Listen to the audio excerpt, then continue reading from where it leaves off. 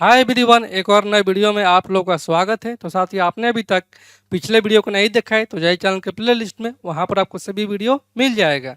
तो आज का हमारा पहला प्रश्न है, एक ट्रक 90 किलोमीटर प्रति घंटा की गति से पहले 1.5 घंटे तक चलता है।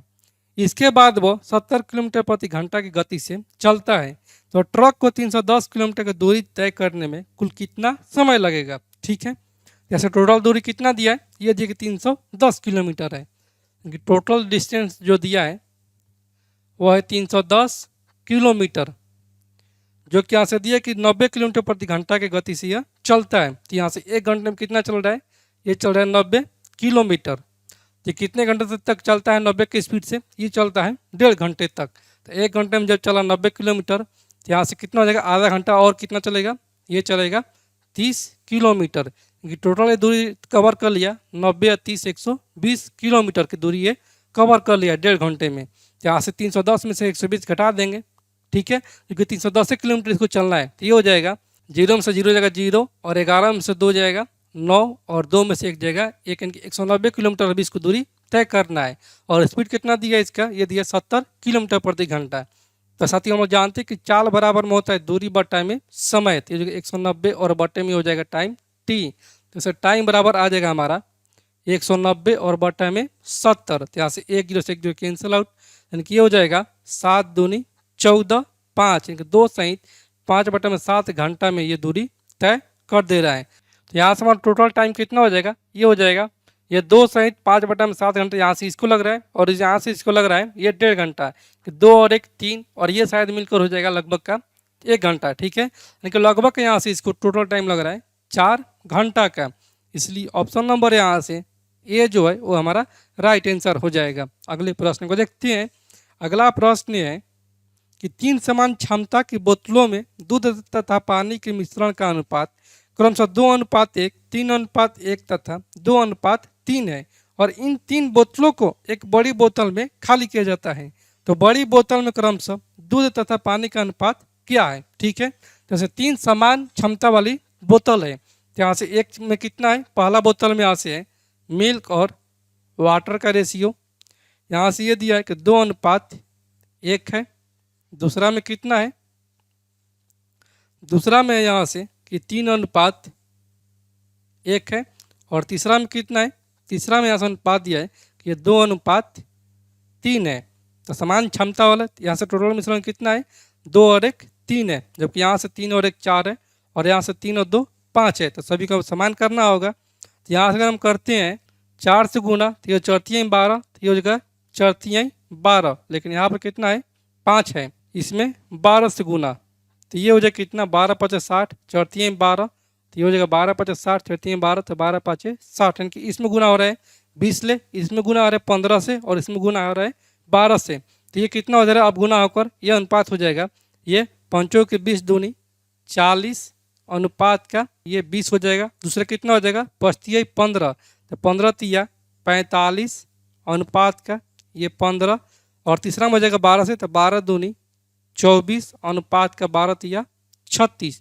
तो अब यहाँ से एक तीसरे बर्तन में उड़ेल दिया जाता है। तो यहाँ से मिल्क और वाटर का रेशियो पूछा है, तो यहाँ से हो जाएगा 5 4 9, ठीक है, और 4 4 8 2 10, इनकी 109 अनुपात का ये हो जाएगा कितना 6 5 11, और ये 2 और 1 3, 3 3 6 और 1 7, इनकी 71 हो जाएगा। ये कटेगा नहीं कटेगा, यानी कि यहाँ से हो जाएगा हमारा मिल्क और वाटर का रेशियो एक तीसरे बोतल में 109 अनुपात का 71 हो जाएगा।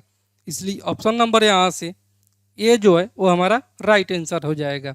अगले प्रश्न को देखते हैं। अगला प्रश्न है कि यदि 63 105 तथा 21 का एलसीएम तथा एचसीएफ क्रमशः एल तथा एम है, तो एल प्लस एम का मान क्या है। ठीक है, जैसे संख्या दिया है 63 105, 63 105 और 21 दिया है, इसका एचसीएफ कितना हो जाएगा, इसका एचसीएफ हो जाएगा ये 21 63 और 21 5 105, यानी कि इसका एचसीएफ हो जाएगा 21, जबकि एलसीएम कितना हो जाएगा, एलसीएम यहाँ से हो जाएगा ये 63, ये हो जाएगा कितना 7 9 63, और ये 7 1 7 3 7 5 35, और ये 3 के 9, और ये 3 5 15, यानी कि ये गुना हो गया यहाँ से ये 5। तो इसका एलसीएम आ जाएगा कितना पचती 15 और 5 6 30 और एक 30 यानी कि 315 हो जाएगा।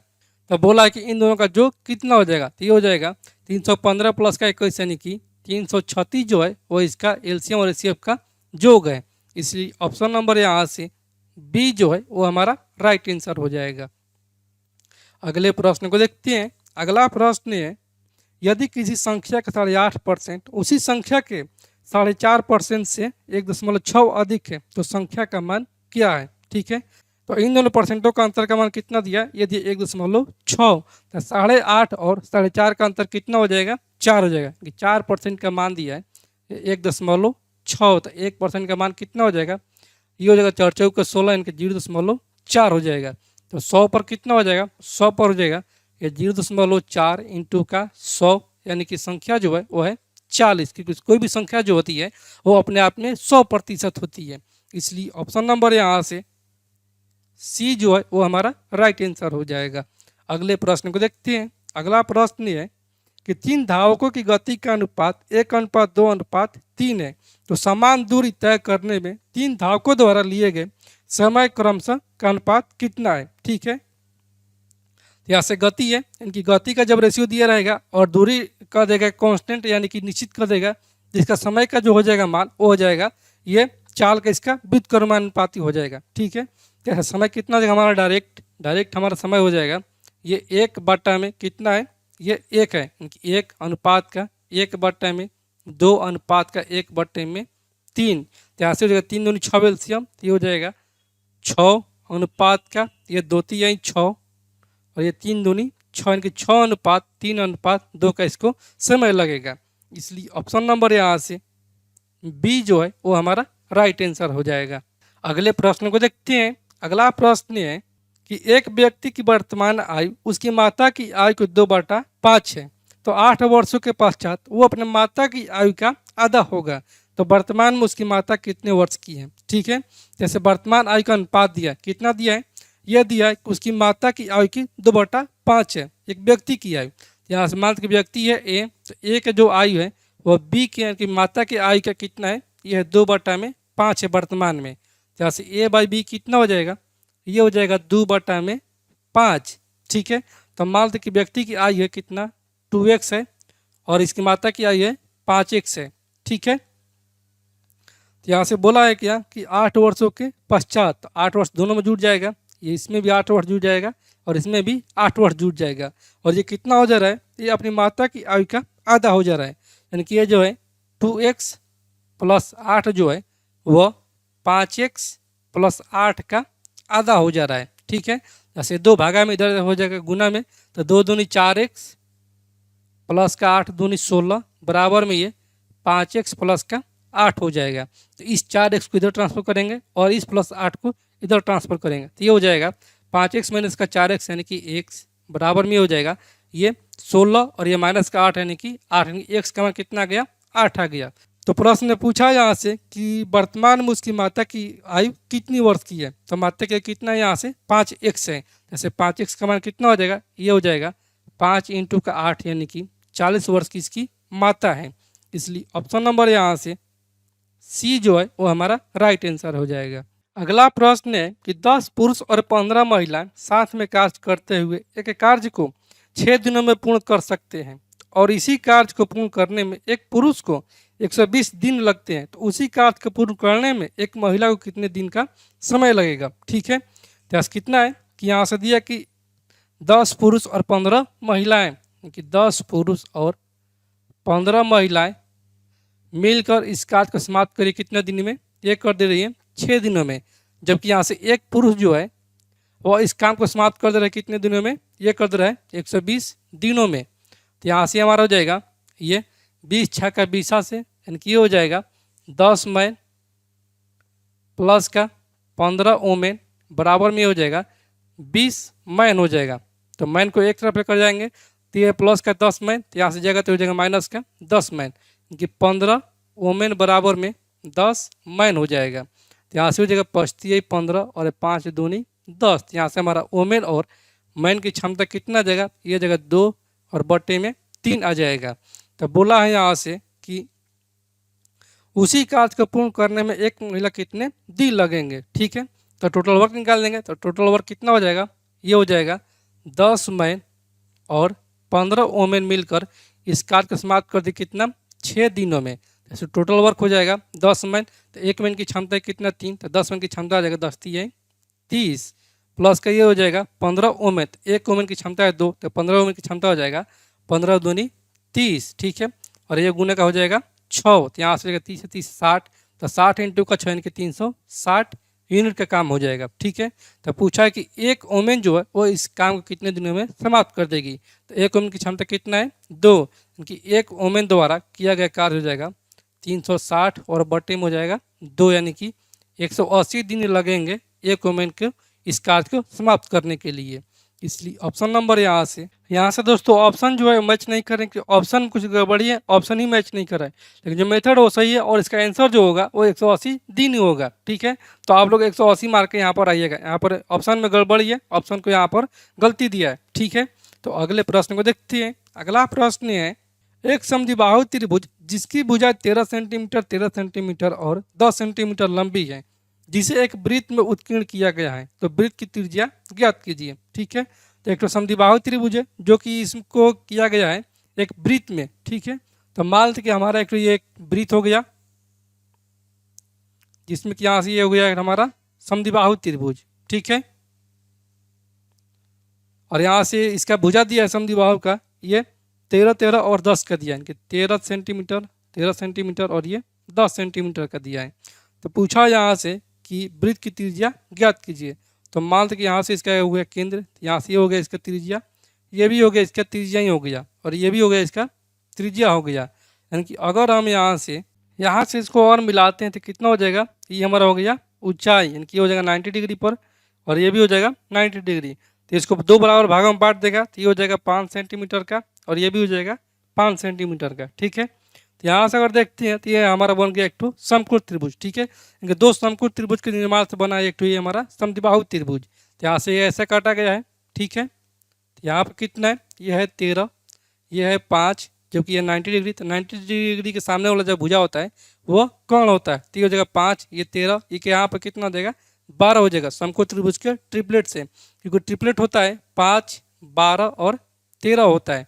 ठीक है, तो यहाँ से अगर इस त्रिभुज का एरिया निकालते हैं, मान लेते कि ये ए है, ये बी है और ये सी पर काट रहा है और ये डी है, तो त्रिभुज ए बी सी का क्षेत्रफल कितना हो जाएगा, त्रिभुज ए बी सी का यहाँ से एरिया हो जाएगा वो हमारा हो जाएगा हाफ इंटू का बेस इंटू का हाइट, यानी कि 5 इंटू का 12 हो जाएगा। तो ये हो जाएगा कितना, ये 6 दूनी 12 और 6 5 30, यानी कि यहाँ से इस त्रिभुज का जो एरिया गया वो हमारा कितना 30 आ गया। तो यहाँ से टोटल कितना हो जाएगा, तो यहाँ से हमारा तो इस त्रिभुज का एरिया आ जाएगा, यानी कि समद्विबाहु त्रिभुज का एरिया,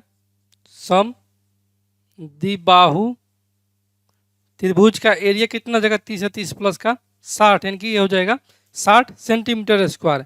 यहाँ से इसका त्रिज्या पूछा है इस वृत्त का, यहाँ से होता है वृत्त का त्रिज्या बराबर में वृत्त का त्रिज्या किसी भी त्रिभुज के लिए ए बी सी, और बटा में होता है 4 गुने उस त्रिभुज का क्षेत्रफल। तो कितना है, यहाँ से इसका क्षेत्रफल है 60, यहाँ से हो जाएगा तीनों भुजा का गुणनफल, तो ये हो जाएगा 13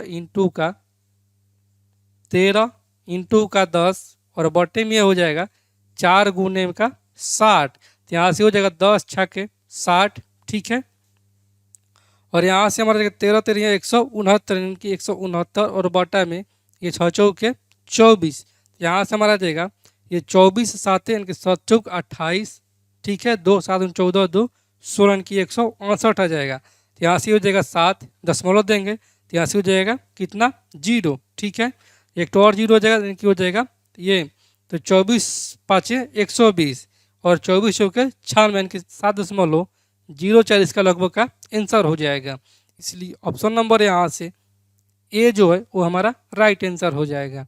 अगले प्रश्न को देखते हैं। अगला प्रश्न है, यदि दूध के मूल्य में 20% की कमी की जाती है तो एक व्यक्ति को 120 रुपये में 10 लीटर और दूध खरीदने की अनुमति देती है, तो दूध का वास्तविक मूल्य क्या है। ठीक है, जैसे कितना है 20% का कमी कर दिया जाता है, तो जैसे 20% का जो मान दिया है वो कितना दिया लीटर में, ये दिया है कि ये 10 लीटर हो जाता है। जैसे 1% का मान कितना हो जाएगा, ये हो जाएगा 1 बटा में 2 हो जाएगा। तो यहाँ से अभी का मूल्य कितना हो जाएगा, यहाँ से 100% बराबर में हो जाएगा ये 1/2 में 2 इंटू का 100 यानी कि हो जाएगा 50 रुपया हो जाएगा। ये अभी का मूल्य हो जाएगा। तो वार्षिक मूल्य पूछा है तो कितना है, यहाँ की 120 रुपये में 10 लीटर और दूध खरीदने की अनुमति है। वास्तविक लीटर दूध जो हो जाएगा वो हो जाएगा 50 माइनस का 10 हो जाएगा। ठीक है, तो यहाँ से वास्तविक हो जाएगा इसका लीटर 40 हो जाएगा। यहाँ से रुपया में कितना हो जाएगा, यहाँ से प्रति लीटर इसका मूल्य हो जाएगा, प्रति लीटर मूल्य वो कितना हो जाएगा, यहाँ से 120 रुपया है। ठीक है, और बटे में लीटर हो जाएगा 40 थी, 40 थी 120 यानी 3 रुपये प्रति लीटर जो है वो इसका वास्तविक मूल्य है। इसलिए ऑप्शन नंबर यहाँ से डी जो है वो हमारा राइट आंसर हो जाएगा। अगले प्रश्न को देखते हैं। अगला प्रश्न है, एक वृत्त की त्रिज्या तथा व्यास का योग 84 सेंटीमीटर है, तो इस वृत्त की परिधि क्या है। ठीक है, तो वृत्त का त्रिज्या होता है यहाँ से r प्लस का ये कितना होता है, वृत्त का व्यास जो होता है वो वृत्त की त्रिज्या का 2 गुना होता है, यानी कि हो जाएगा 2r। और इसका जो कितना दिया है ये दिया कि 84 सेंटीमीटर है, तो यहाँ से 3r बराबर में आ जाएगा ये 84। तो r बराबर में आ जाए कितना, 3 दूनी 6। ठीक है, 2 8 3 के 24 इनका 28 दिया 84। तो पूछा है क्या, पूछा यहाँ से इस वृत्त का परिधि कितना हो जाएगा। तो परिधि बराबर में क्या होता है, परिधि बराबर में होता है 2 पाई r। तो ये जगह 2 पाई का मान 22/7, r आ गया हमारा 28। तो ये हो जाएगा 7 चौक 28, 4 दूनी 8, 8 दूनी 16, 8 दूनी 16 और 1 17 यानी कि 176 सेंटीमीटर जो हो जाएगा इस वृत्त का परिधि हो जाएगा।